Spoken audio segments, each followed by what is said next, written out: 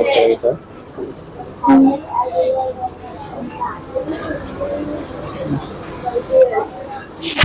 हम क्लास 8 की एक बुक जो हनी ड्यू है वो पढ़ेंगे, जो text book English for class 8 के लिए है।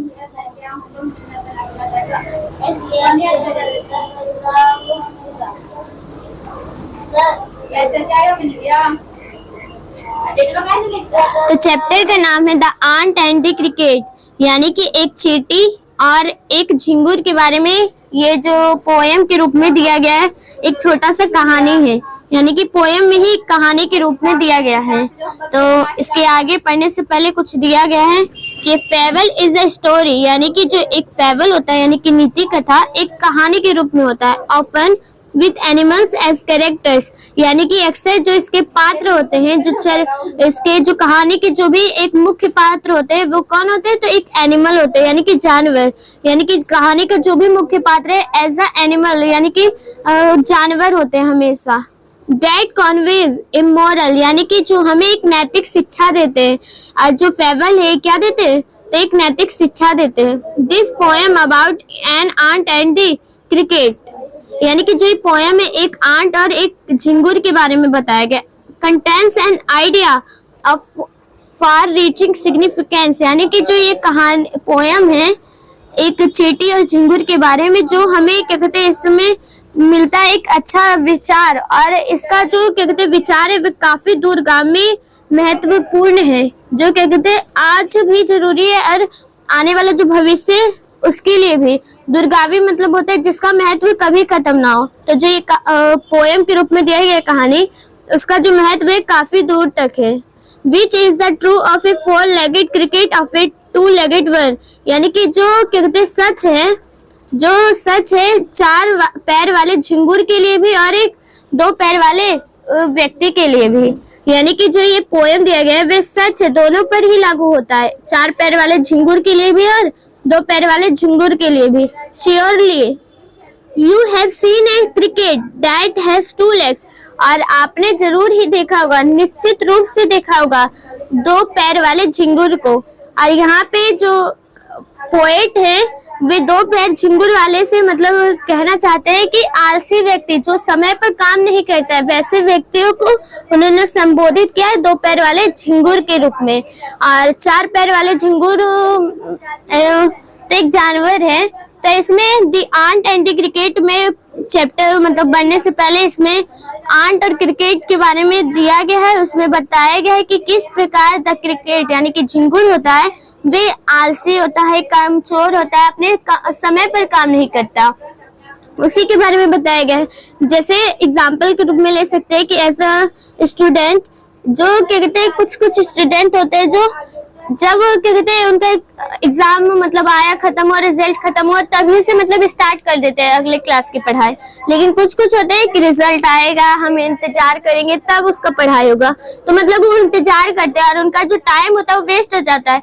और फिर आखिरकार ऐसा टाइम आता है कि सोचते हैं कि लास्ट महीना में 2 महीना रहता है तब मतलब तैयारी करने बैठते हैं, तो उनका तो मतलब तो नहीं हो सकता है टूटे। तो वही इसमें भी कुछ ऐसा ही और जो कवि है उनका उद्देश्य है बताने का कि हमें निरंतर प्रयास करना चाहिए।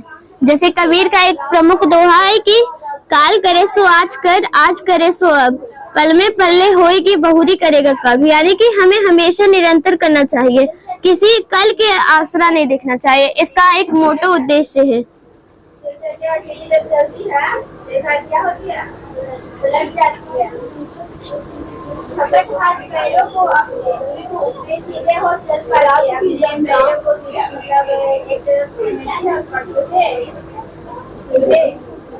तो हमको पता चला है कि फेबल मतलब होता है एक स्टोरी के रूप में जिसमें कैरेक्टर जो होते हैं एनिमल होते हैं जो हमें नैतिक शिक्षा देते हैं।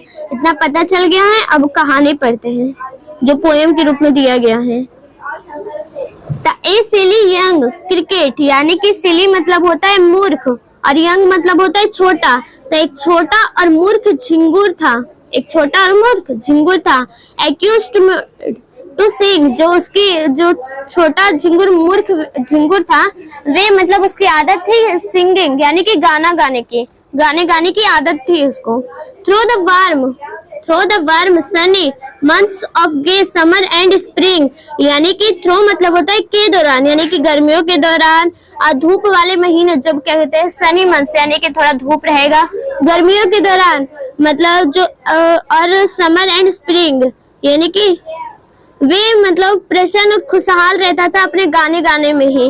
वे मतलब गर्मियों के दौरान और स्प्रिंग के बसंत के दौरान वे गाने गाने में ही खुश रहता था, यानी कि प्रसन्न, ये मतलब होता है प्रसन्न खुशहाल रहता था।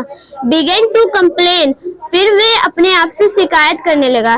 बिगेन मतलब होता है शुरुआत, और टू कंप्लेन यानी कि अपने आप से मतलब शिकायत करने लगा। When he found that at home, यानी कि जब उसने पाया, व्हेन मतलब होता है जब, ही फाउंड दैट यानी कि जब उसने पाया कि, दैट मतलब कि, तो जब उसने पाया कि एट होम अपने घर में, जब उसने पाया कि अपने घर में his cup board was empty, यानी कि जो उसका कप बोर्ड यानी कि फूड स्टोर जहाँ पे होता है, भोजन का संग्रह जहाँ पे होता है, वे खाली है, एम्प्टी है। अब उसको तो आदत थी गाना गाने की गर्मियों के दिनों में, बसंत के दिनों में, लेकिन जब कहते उसने पाया कि मेरे घर में तो कुछ है ही नहीं, अलमारी में भी कुछ नहीं है खाना भोजन, तो वह अपने आप से क्या करने लगा, शिकायत करने लगा, अपने आप को मतलब बुरा भला करने लगा, शिकायत करने लगा अपने आप ही को। एंड विंटर वॉज कम, और जो सर्दी का मौसम है वो आने वाला था, जो सर्दी का मौसम था वो आ गया था। Not a crumb to be found, यानी कि एक भी मतलब जो भोजन का टुकड़ा होता है, रोटी का टुकड़ा उसके पास नहीं था, उसने नहीं पाया, क्योंकि उसका तो अलमारी खाली था, उसने समर के दिनों में कुछ काम ही नहीं किया था कि कुछ भोजन इकट्ठा कर ले। तब सर्दियों का टाइम था, उसने देखा कि एक भी रोटी का टुकड़ा फाउंड यानी कि नहीं था, वहां पे पाया नहीं गया। On the snow covered ground, और जो पूरा जमीन है सर्दियों के समय तो होता ही है पूरा ग्राउंड स्नो से यानी कि बर्फ से ढका हुआ था, कव था यानी कि ढका हुआ था।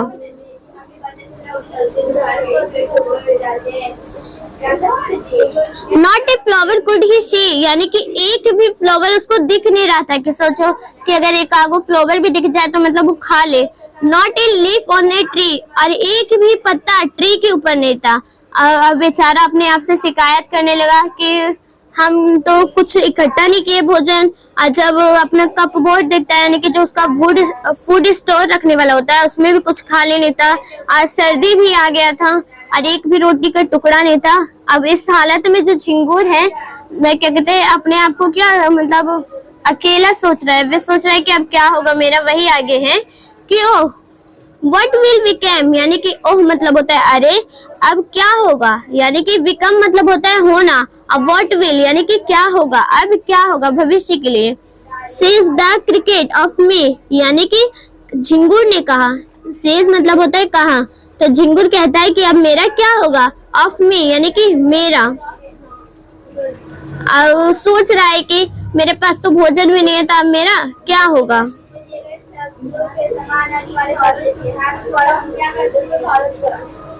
At last by starvation and famine made bold, यानी कि जो at last मतलब होता है अंत में, at last मतलब अंत में, at last by starvation, starvation में भूखमरी यानी कि अंत में भूखमरी, और famine में अकाल, भूखमरी और जो अकाल है उसको बोल्ड बना दिया, यानी कि एक प्रकार का ढीठ यानी कि साहसी बना दिया, कि थोड़ा हिम्मत आ गया। अब कहा जाता है कि व्यक्ति को जो पेट होता है कुछ भी करवा सकता है, वही जो झिंगुर होता है उसको थोड़ा हिम्मत दिया। वे तो आलसी था, पहले कुछ नहीं करता था, सिंगिंग करता था, तो उसमें कुछ हिम्मत आया, साहस दिखाया।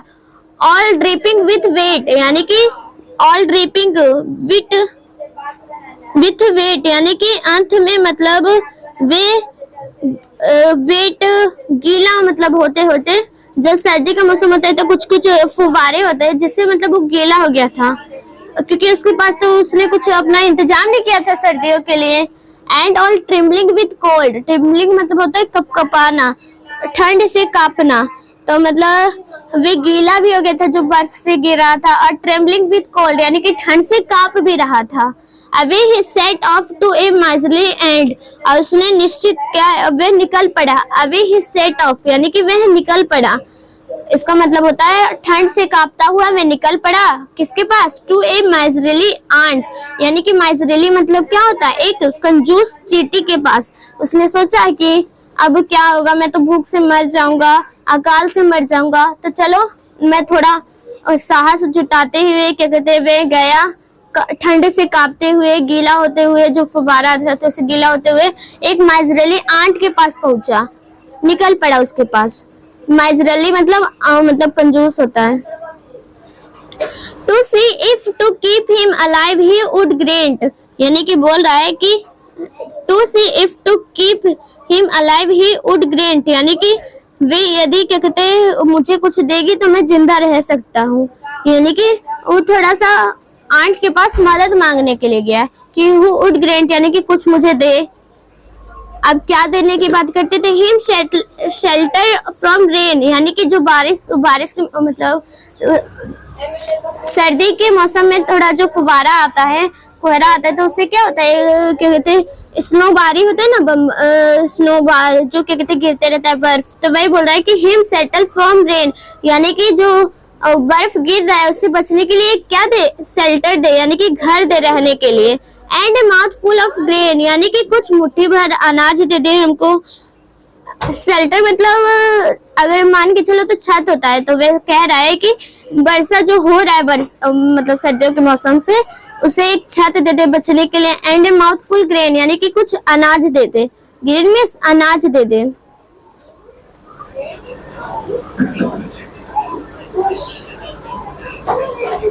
He wished only to borrow, उसने क्या कहते विश किया, यानी कि इच्छा जताए, only to borrow, यानी कि दुख में रहने की इच्छा जताए कि मैं क्या कहते जो मांग रहा हूँ सिर्फ बोरो कर रहा हूँ, यानी कि उधार ले रहा हूँ। बोरो मतलब होता है उधार लेना।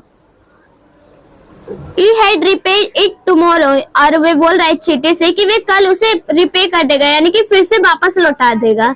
यानी कि जब उसके पास पहले तो नहीं था कुछ, वे तो सर्दियों में मतलब जो गर्मी का मौसम था उसमें उसने आराम किया, इसलिए वे चींटी के पास, एक माइजरेली चींटी यानी कि आंट के पास जाता है, कंजूस चींटी के पास, कि उसकी मदद करे। तो वो क्या क्या मांगता है, तो मांगता है शेल्टर, यानी कि एक छत मांगता है रहने के लिए, कि कुछ मतलब रहने की जमीन मिल जाए, घर थोड़ा छोटा उटा।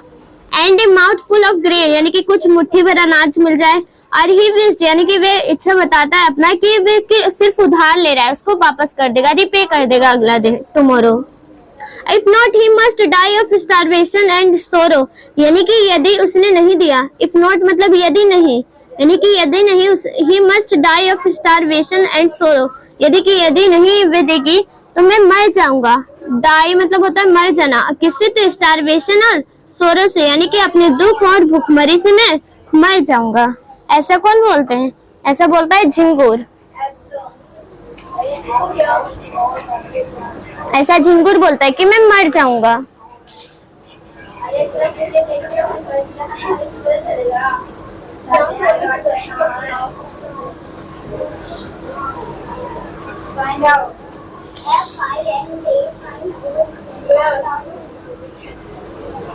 Says the ant to the cricket, यानी कि ऐसा कि मतलब क्रिकेट ने झिंगुर मतलब जो झिंगुर था उसने चींटी से कहा। ये सभी बातें वे किससे कर रहा था, तो आंट से कर रहा था। I am your servant and friend, यानी कि बोल रहा है, चींटी बोलती है कि I am servant and friend, क्या कहते हैं, मैं तुम्हारी नौकर हूँ और दोस्त हूँ। जो चींटी वह बोलते है कि मैं तुम्हारी नौकर हूँ और दोस्त हूँ। But we ants never borrow, we ants never lend, यानी कि जो बोल रहा है किंतु वी आंट्स नेवर बोरो, यानी कि हम कभी भी उधार नहीं देते। चींटी बोले कि हम कभी भी उधार नहीं देते। अब वी आंट्स नेवर लैंड, यानी कि उधार लेते भी नहीं है। अब जब झिंगुर होता है मदद मांगता है तो आंट क्या जवाब देते हैं, तो कहते हैं कि हम उधार लेते भी नहीं है ना देते हैं।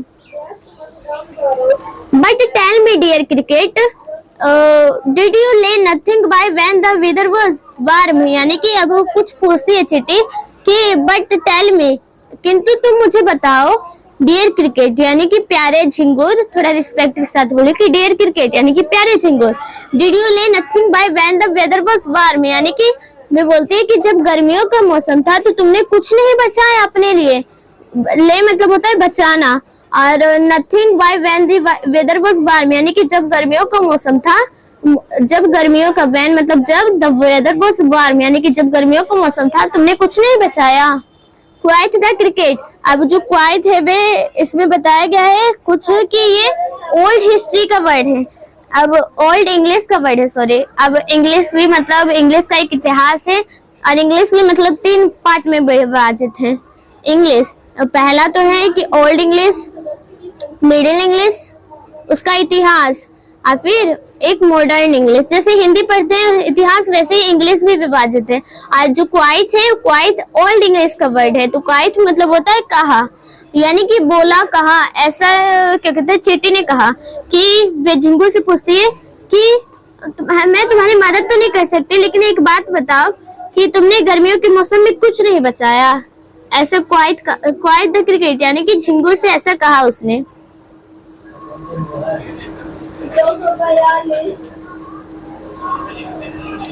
अब देखो इसके रिप्लाई में झिंगुर क्या बोलता है, my heart was so light, यानी कि मेरा जो हृदय है, मन है, वे काफी हल्का था। डेट I sang day and night, इसलिए क्या कहते हैं मैं दिन रात गाना गाता था। फॉर ऑल नेचर लुक्ड गे, और मैं क्या कहते हैं पूरी जो प्राकृतिक है, ऑल नेचर है, उसको देखते रहता है, उसका खुश यानी कि खुशहाल रहता, उसका आनंद उठाता। गेम इस खुशहाल रहना या प्रसन्न रहना या उसका आनंद उठाना, इसका मतलब इसी से सेंस से लगाया जाता है।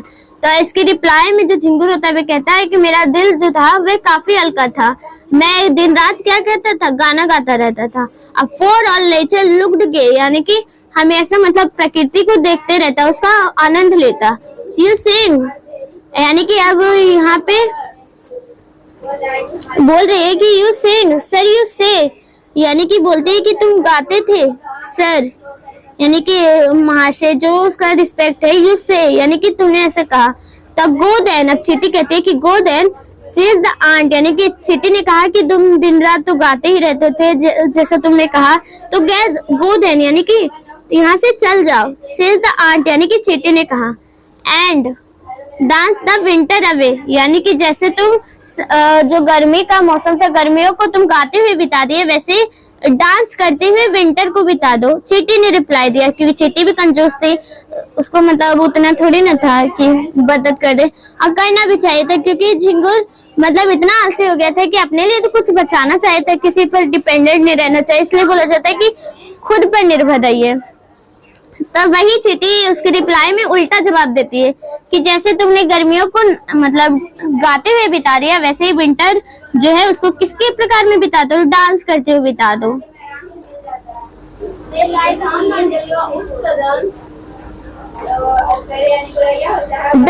थर्स एंडिंग, यानी कि इस प्रकार अंत में, इसका मतलब होता है इस प्रकार या अंत में।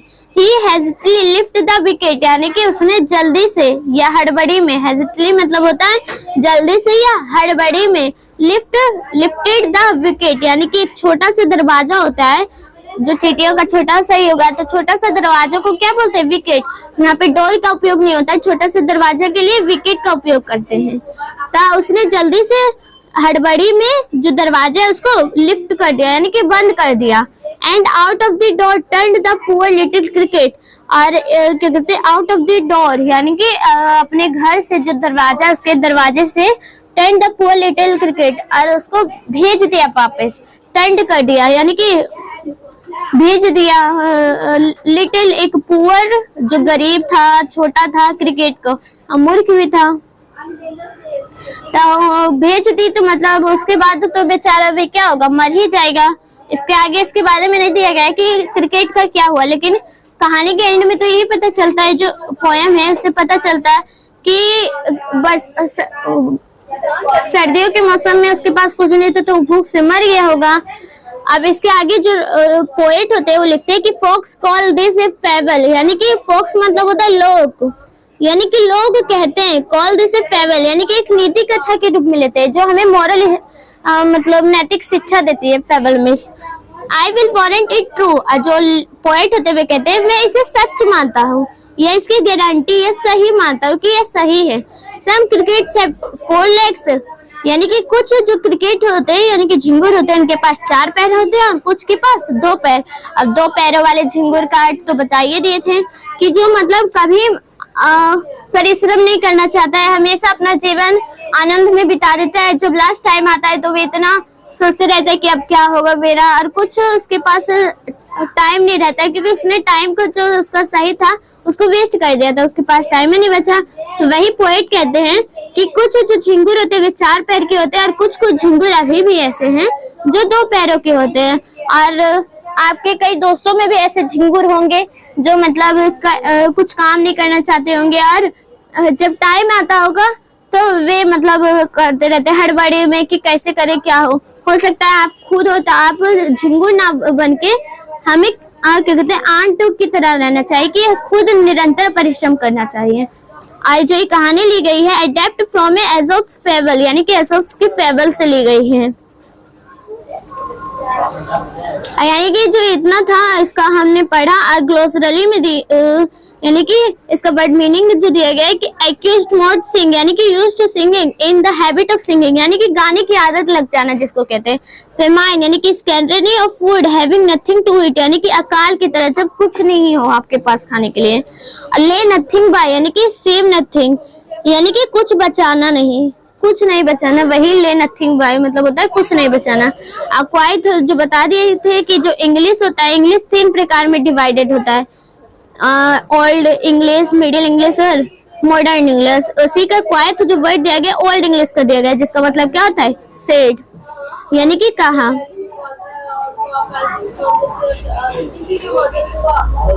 अब इसमें कुछ दिया गया है कि the cricket says Oh, what will become of me? When does he say it and why?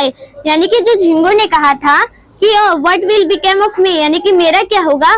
When did he say it, यानी कि कब उसने कहा, किस कंडीशन में कहा ये बताना है, and why और क्यों कहा। तो उसने इस कंडीशन में कहा कि क्या कहते हैं जब उसके पास कुछ नहीं था भोजन के लिए, तो उसने कहा था कि मेरा क्या होगा, मैं तो भूख और अकाल से मर ही जाऊंगा, ऐसा कहा था।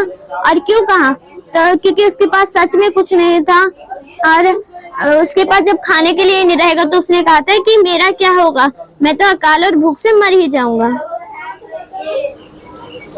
Find the poem the lines that mean the same as neither a war or nor a lander be Shakespeare, यानी कि बोला है कि ऐसे शब्द खोजिए पोएम में जिसका मीन होता है neither a borrow, यानी कि मतलब उधार नहीं लेना ना ही देना।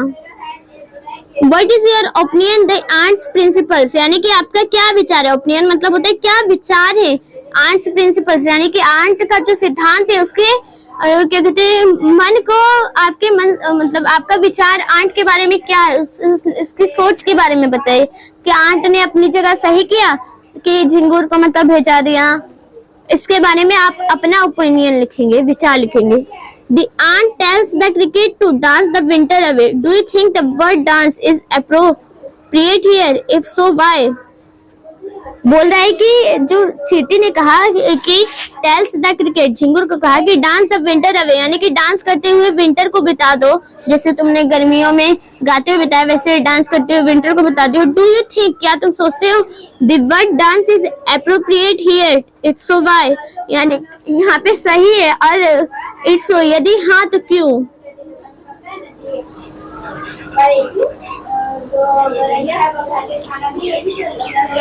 Which lines in the poem express the poet's comment?